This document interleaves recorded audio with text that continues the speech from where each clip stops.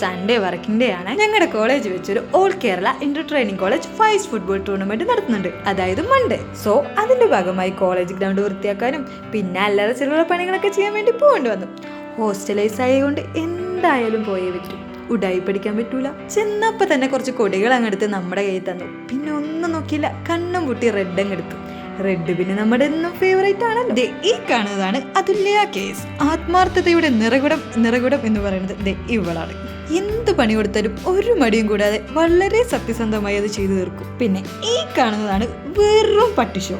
ഒരു കാര്യമില്ല, വെറുതെ കൊടി പിടിച്ച് നിൽക്കുന്നു. ഒരു പണിയെടുക്കാതെ വെറുതെ ഉഡായി പഠിച്ച് നടക്കലാണ് ഇവരുടെ മെയിൻ പരിപാടി എന്നൊക്കെ എനിക്ക് പറയണമെന്ന് ആഗ്രഹമുണ്ട്.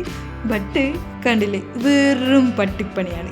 വീടെന്ന് പറഞ്ഞാലേ പട്ടിപ്പണി. സത്യത്തിൽ ഇവരുടെ കൂട്ടത്തിൽ ഉഡായിപ്പ് എന്ന് പറയുന്നത് ഒരേ ഒരാളാണ്, അത് ഞാൻ മാത്രമാണ്. പണി വരുമ്പോ എങ്ങനെ നൈസായി സ്കൂട്ടാവാ ഇന്ന് നോക്കി നടക്കലാണ് എന്റെ. അത് കഴിഞ്ഞ് പിന്നെ നമ്മുടെ സഫയ്ക്ക് പഞ്ചാരപ്പഴം കഴിക്കണം എന്ന് പറഞ്ഞ് അത് പറിക്കാൻ പോയി. അത് കഴിച്ചിട്ടുള്ള എക്സ്പ്രഷൻസ് ആണ് നമ്മൾ ഈ കണ്ടുകൊണ്ടിരിക്കുന്നത്.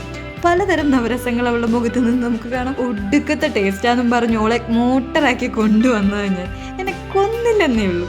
അത് കഴിഞ്ഞ് പിന്നെ നമ്മൾ നേരെ നെറ്റ് കെട്ടാൻ പോയി. പിന്നെ കുറച്ചു നേരം അതിലായിരുന്നു.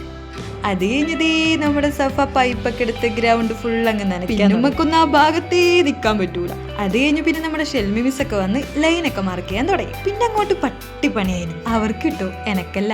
ഞാൻ പിന്നെ വീഡിയോഗ്രാഫർ ആണല്ലോ. പാവം എന്റെ മേരി ഒഴിഞ്ഞു മാറാൻ വേണ്ടി മാക്സിമം നോക്കി, നടന്നില്ല. പണിയെല്ലാം കഴിഞ്ഞപ്പോഴത്തേനും അത്യാവശ്യം നല്ല ലൈറ്റായി. അങ്ങനെതാ ഒരു യുദ്ധത്തിന് ശേഷം വീണ്ടും മൂവർ സംഘം ഒരുമിച്ചിരിക്കുന്നു. ടൈം ഓൾമോസ്റ്റ് ഒരു 7 കഴിഞ്ഞു. ലാസ്റ്റത്തെ കുറച്ചുകൂടി അല്ലറ ചില്ലറ പരിപാടികൾ ഉണ്ടായിരുന്നു. അപ്പോഴേക്കും പിന്നെ നമ്മളങ്ങ് തളർന്നു. അത് കഴിഞ്ഞ് പിന്നെ നമുക്ക് ചെയർമാന്റെ വക ഫ്രീ ആയിട്ട് ചായ പലഹാരം നോക്കില്ല. നേരെ അബിയുടെ കാറിലങ്ങ് പോകും. നേരെ ഫേമസ് ബേക്കറി പോയി നല്ല ചൂട് ചായയും പരിപ്പോടും കഴിച്ചു. അത് കഴിഞ്ഞ് പിന്നെ നമ്മളെല്ലാവരും പല വഴിക്ക് പോയി. ഞങ്ങൾ ഹോസ്റ്റലിലേക്ക് പോകുന്നു.